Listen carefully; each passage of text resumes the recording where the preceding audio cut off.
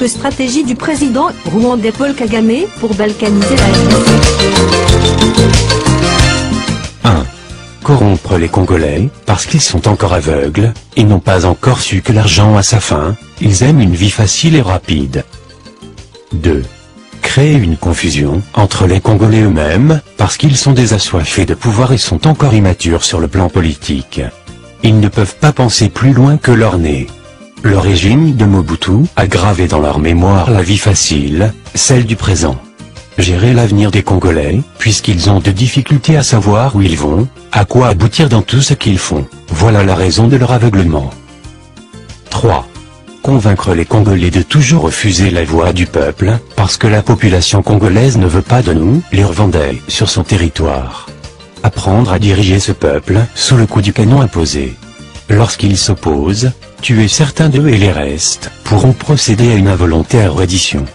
Nous ne devons pas nous soucier de leur liberté de choix ou de vouloir parce que nous ne sommes pas là, pour ça mais pour un autre but. 4. Convaincre les Congolais toujours de ne pas penser à leur nation, leur patrie.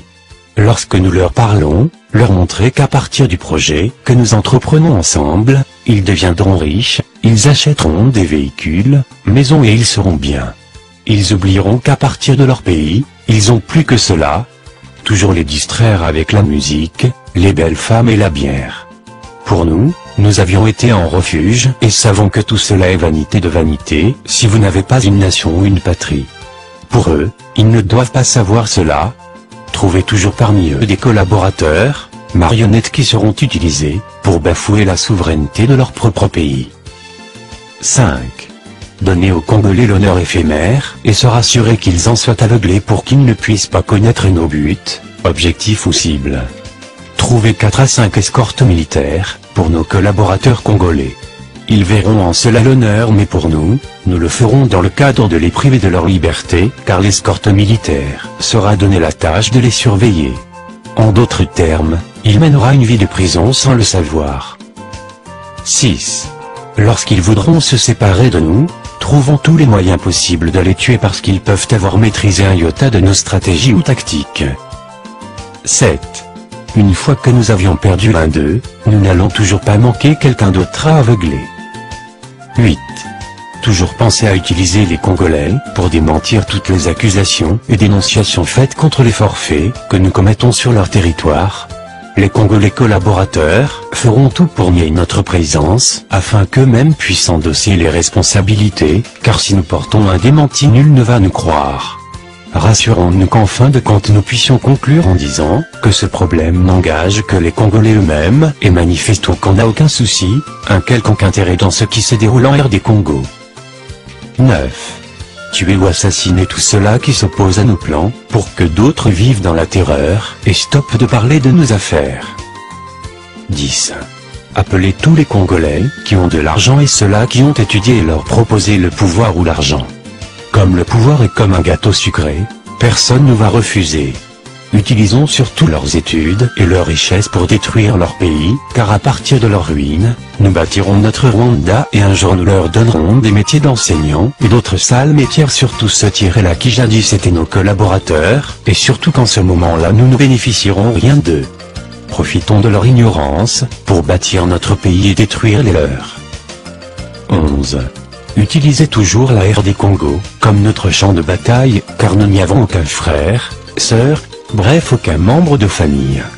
Cela pourra épargner notre pays contre toute destruction et contribuer à la destruction de la RD Congo, comme c'est surtout notre objectif. 12. Les militaires congolais, que nous aurons convaincus, seront toujours placés sur la première ligne de front, pour leur permettre de s'affronter contre leurs frères et de s'entretuer. Cela pourra nous permettre de sauver la vie de nos militaires, car notre souci n'est que de les anéantir complètement et surtout de tuer d'autres sur le plan politique.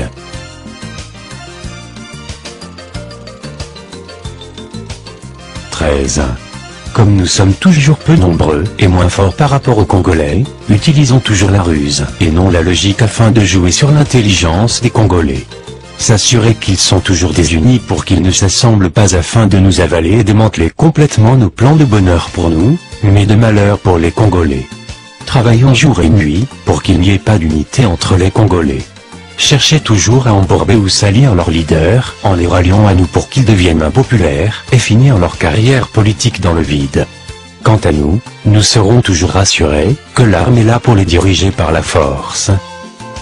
14. Rassurons-nous que les Congolais sont plus forts que nous, mais il manque seulement l'unité. Leur État est bien connu comme riche en ressources naturelles et minérales, mais faisons tout pour qu'ils ne puissent pas en bénéficier. Lorsqu'ils ont gagné un peu d'argent provenant de leurs minerais, proposez le marché d'armes, pour que nous puissions négocier avec des pays fournisseurs, afin de voir comment y gagner des commissions dans la quantité à approvisionner.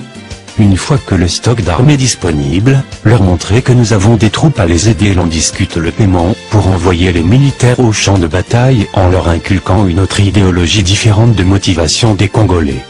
Placez toujours les militaires congolais sur la ligne de front, afin de ne pas perdre nos propres frères, pour qu'ils s'entretuent eux-mêmes. Cela réduira leur force, et nous donnera un jour la chance de dominer complètement sur eux. Une fois sur le sol congolais, dirigez en maître absolu, et oubliez celui-là qui vous a appelé car il est d'avance faible militairement par rapport à vous. 15.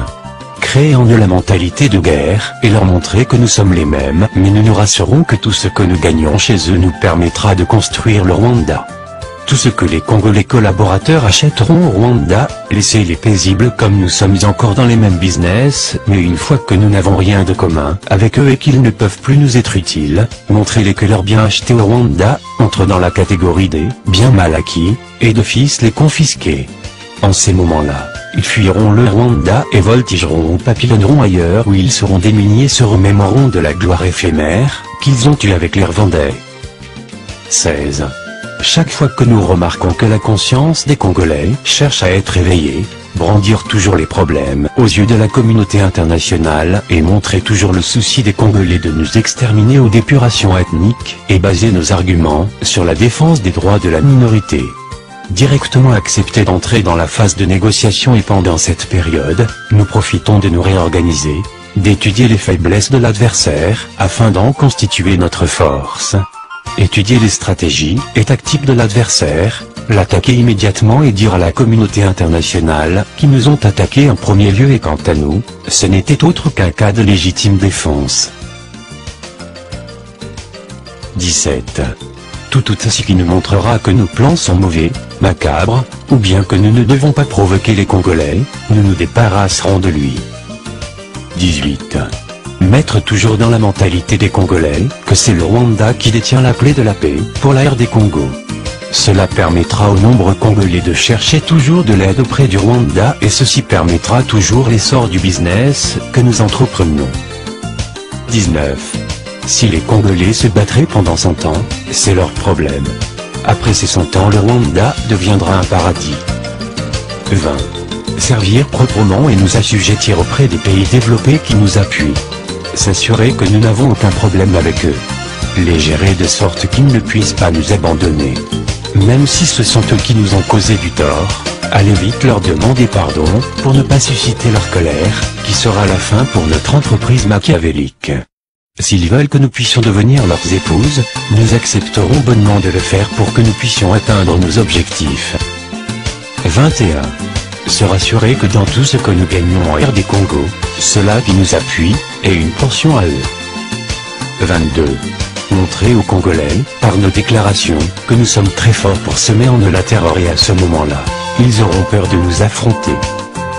23. Tous nos collaborateurs congolais n'auront d'arrangement qu'avec nous, ils ne devront pas savoir les relations qui nous lient avec ceux-là qui nous appuient.